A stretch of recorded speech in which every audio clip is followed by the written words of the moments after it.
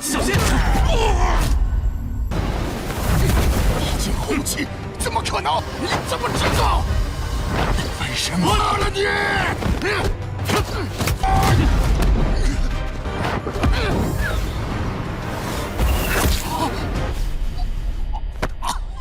老爹。 Halo guys, selamat datang kembali di Akur Channel.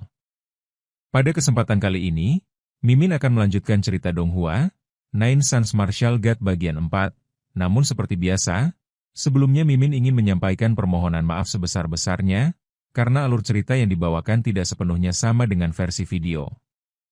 Jadi, videonya anggap saja sebagai bumbu pemanis, supaya ceritanya makin seru dan enak dinikmati ya guys. Baiklah. Daripada kita berlama-lama berbasa-basi dan keburu penasaran, langsung saja kita terobos ke ceritanya.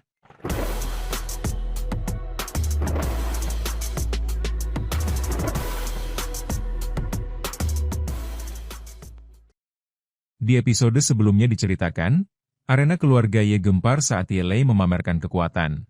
Namun semua berbalik ketika Ye Yunfei mengalahkannya dengan satu serangan, menyingkap dirinya sebagai kultivator pedang langka. Ia mematahkan tekanan keluarga Qin, membongkar pengkhianatan Ye Zhongnian, menegakkan wibawa klan, lalu menundukkan musuh di Akademi Bulan Bulat. Dengan persiapan matang, Ye Yunfei pergi ke hutan binatang surgawi demi kekuatan baru. Dengan langkah tenang yang diselingi rasa penasaran, Ye Yunfei akhirnya tiba di hutan binatang surgawi, kawasan luas penuh pegunungan megah yang terkenal berbahaya namun menggoda, tempat binatang buas dan monster iblis hidup berdampingan seperti tetangga yang tak ramah, sehingga para praktisi biasanya hanya berani berputar-putar di bagian luarnya saja sambil pura-pura berani. Bak takdir yang gemar menyelipkan kejutan di tempat ramai, Ye Yunfei singgah di kota binatang surgawi dan mendapati hiruk-pikuk pedagang, hingga perhatiannya tertarik pada sebuah belati hitam lusuh yang diejek banyak orang. Padahal di balik tampilannya yang sederhana tersembunyi Void Profound Gold yang sangat langka, membuat Ye Yunfei langsung bertindak. Menukar belati itu dengan bantuan menyelamatkan seorang ayah yang sekarat, sekaligus membuat kerumunan tercengang karena sesuatu yang dianggap rongsokan ternyata bernilai tak terhingga. Namun seperti hujan yang datang setelah panas terik, masalah baru pun muncul ketika seorang pemuda bangsawan sombong beserta pengawalnya mencoba merebut belati tersebut, mengandalkan status dan kekuatan alam bumi tingkat tinggi. Tetapi Ye Yunfei dengan ketenangan dingin berhasil menghindari serangan dan melukai lawannya secara halus, meninggalkan kawah besar di jalan dan rasa gentar di hati semua yang menyaksikan. Akhirnya, Ye Yunfei pergi tanpa menoleh, membawa belati langka sekaligus kesadaran pahit bahwa kekuatannya masih belum cukup untuk bergerak bebas di dunia ini. Sementara di belakangnya kebencian perlahan tumbuh di hati Xiao Wuhen, menandai awal konflik baru, dan di depan, hutan binatang surgawi menunggu seperti panggung besar yang siap menguji seberapa jauh ia bisa melangkah. Dengan suasana hutan purba yang tenang namun menyimpan bahaya seperti senyum manis jebakan, Ye Yunfei duduk bersila di sebuah tanah lapang, memurnikan belati Void Profound Gold yang ia peroleh, dan dengan ketenangan seorang yang sudah kenyang pengalaman hidup, ia menyatukan belati itu ke dalam tubuhnya hingga lahirlah Void Blade, senjata misterius yang bisa muncul dan menghilang sesuka hati. Setelah energi spiritualnya pulih, ia mulai berburu binatang iblis, bergerak ringan tanpa suara. Memanfaatkan kekuatan jiwa langka dan Void Blade untuk menjatuhkan landak darah tingkat 2 hanya dalam sekejap, lalu mengekstraksi esensi garis keturunannya dengan teknik kuno. Meski hasilnya hanya beberapa tetes yang membuatnya sadar, sambil tersenyum getir, bahwa jalan menuju kekuatan memang tidak pernah murah ataupun cepat. Seiring matahari bergerak dan bayangan pepohonan semakin panjang, Ye Yunfei menjelma seperti mesin pemburu yang tak kenal lelah, menumbangkan ratusan binatang iblis tingkat 2 dan 3 dengan gerakan efisien dan dingin, hingga malam tiba dengan 10 botol esensi darah di hadapannya yang terasa masih jauh dari cukup. Dengan nada santai seolah sedang merencanakan jalan-jalan biasa, ia pun memutuskan untuk melangkah lebih dalam ke wilayah tengah hutan binatang surgawi, tempat makhluk iblis tingkat tinggi berkeliaran, sebuah keputusan nekat yang akan membuat para ahli alam bumi pun menelan ludah. Namun bagi Ye Yunfei, itu hanyalah langkah wajar di jalan panjang menuju kekuatan sejati. Dengan pagi yang terasa sibuk seolah hutan pun ikut lembur, Ye Yunfei langsung melangkah ke area tengah hutan binatang surgawi dan segera bertemu serigala api iblis tingkat keempat yang tubuhnya diselimuti api merah menyala. Berjalan saja sudah membuat tumbuhan berubah jadi abu. Tanpa ragu dan tanpa basa-basi, Ye Yunfei menerjang, menghadapi kecepatan luar biasa sang serigala yang terkenal licin seperti minyak panas, hingga akhirnya pedang Void muncul di saat yang tepat dan mengakhiri perburuan dengan bersih. Dari tubuh serigala itu, Ye Yunfei memperoleh sari darah dalam jumlah jauh lebih banyak, membuatnya makin yakin bahwa pilihannya masuk ke wilayah berbahaya ini memang tepat, meski jelas bukan pilihan aman bagi orang normal. Bagaikan roda nasib yang diputar terlalu kencang, Ye Yunfei terus bergerak tanpa henti sepanjang hari, membantai ratusan binatang iblis tingkat 4 dan 5 dengan gerakan yang semakin efisien dan penuh perhitungan, bahkan sambil mencuri pelajaran dari setiap pertarungan. Aura darah dan niat membunuhnya kian pekat hingga monster tingkat rendah kabur hanya dengan melihat siluetnya, seperti tikus bertemu kucing galak. Saat bertemu beruang iblis perkasa tingkat 6 yang terkenal keras kepala dan berkulit sekeras besi hitam. Pertempuran sengit pun terjadi. Namun berkat pengalaman tempurnya yang luar biasa dan serangan mendadak pedang Void, monster itu akhirnya tumbang, menyumbang satu botol penuh esensi garis keturunan dan membuat suasana hati Ye Yunfei melambung setinggi tebing hutan. Sementara itu, di tempat lain yang jauh lebih nyaman namun jauh lebih licik, kota bulan purnama dipenuhi hawa dendam ketika keluarga Si merancang kehancuran keluarga Ye dengan wajah tenang dan senyum dingin. Si Xiaojie yang terluka jiwanya memupuk kebencian mendalam. Sementara Si Tianyuan menggerakkan rencana besar dengan melibatkan keluarga Qin, keluarga Lu, kelompok tentara bayaran angin Yin, hingga dukungan kediaman penguasa kota.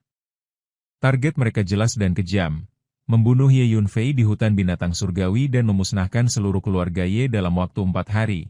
Sebuah badai gelap yang diam-diam bergerak, tanpa mereka sadari bahwa di tengah hutan, seseorang sedang tumbuh lebih berbahaya dari yang pernah mereka bayangkan.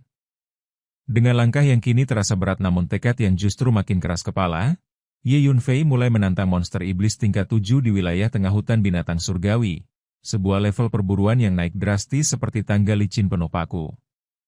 Pertempuran berubah menjadi hujan darah, membuat tubuhnya beberapa kali terluka parah dan nyaris kehilangan nyawa, terutama saat menghadapi kelelawar iblis berkepala 3 yang hampir mencabut jantungnya. Namun seperti pepatah lama yang pahit tapi nyata, risiko besar membawa hasil besar, karena dari puluhan monster tingkat 7 yang berhasil ia bunuh, Ye Yunfei mengumpulkan belasan botol esensi garis keturunan serta inti batin yang jauh lebih berharga, hingga akhirnya ia memilih beristirahat sejenak untuk memulihkan diri. Di saat yang sama, seperti bayangan yang selalu datang tanpa diundang, 6 pria berjubah hitam diam-diam memasuki wilayah tengah hutan, mengikuti jejak Ye Yunfei dengan niat yang jelas tidak ramah. Mereka adalah pembunuh bayaran yang yakin target mereka terlalu ceroboh untuk bertahan hidup lama di tempat seberbahaya ini, namun tetap melanjutkan perburuan karena upah sudah diterima. Sementara itu, tanpa menyadari badai yang mengincarnya, Ye Yunfei kembali dikejutkan oleh raungan keras dari kejauhan, tanda kemunculan monster iblis tingkat 7 lainnya, yang langsung membangkitkan naluri berburu dalam dirinya seperti api disiram minyak. Dengan gaya narasi yang berubah menjadi panggung penuh ketegangan, Ye Yunfei menemukan sekelompok anak muda yang sedang bertarung mati-matian melawan macan tutul iblis tingkat 7. Pertarungan yang jelas tidak seimbang dan nyaris berakhir dengan tragedi. Menunggu saat terbaik seperti pemburu berpengalaman, Ye Yunfei memanfaatkan kelengahan macan tutul itu dan menghabisinya dengan serangan mendadak yang mematikan, lalu segera membawa pergi tubuh monster tersebut tanpa banyak urusan. Tindakannya meninggalkan para pemuda itu dalam kebingungan dan keterkejutan, sementara Ye Yunfei melangkah pergi dengan tenang, membawa hasil buruan dan sebuah petunjuk baru tentang bunga 7 dewa, tanda bahwa petualangannya di hutan binatang surgawi masih jauh dari kata selesai. Dengan alur yang bergerak seperti jarum jam yang mulai berisik, Ye Yunfei mengetahui bahwa bunga 7 dewa akan segera mekar hari itu juga, tanaman langka yang manfaatnya luar biasa bagi kekuatan jiwa dan cukup berharga untuk membuat para praktisi rela antre bahaya. Mendengar kabar bahwa bunga itu dijaga oleh binatang iblis tingkat 9 yang terluka justru membuat Ye Yunfei semakin bersemangat. Karena di balik risiko besar tersembunyi peluang emas berupa esensi garis keturunan tingkat tinggi dan kesempatan memurnikan pil pengumpul jiwa sejati, yang bisa melipat gandakan kekuatan jiwanya hingga tak masuk akal. Dengan gaya langkah santai namun tujuan serius, Ye Yunfei pun ikut rombongan murid sekte Chang sejati yang dipimpin Wu Yuechan, bersama Deng Qianqian yang polos, Tan Meng yang lugas, serta beberapa murid lain yang kemampuan dan sifatnya beragam. Di tengah perjalanan, muncul kembali Su Yingzi, Murid yang sempat kabur saat bahaya dan kini berusaha menutup rasa malunya dengan sikap sombong.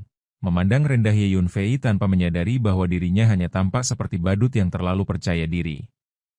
Meski suasana sempat memanas oleh sikap Su Yingzi, rombongan tetap melaju cepat, menembus hutan sambil menghadapi monster iblis tingkat menengah yang bagi Ye Yunfei tak lebih dari gangguan ringan.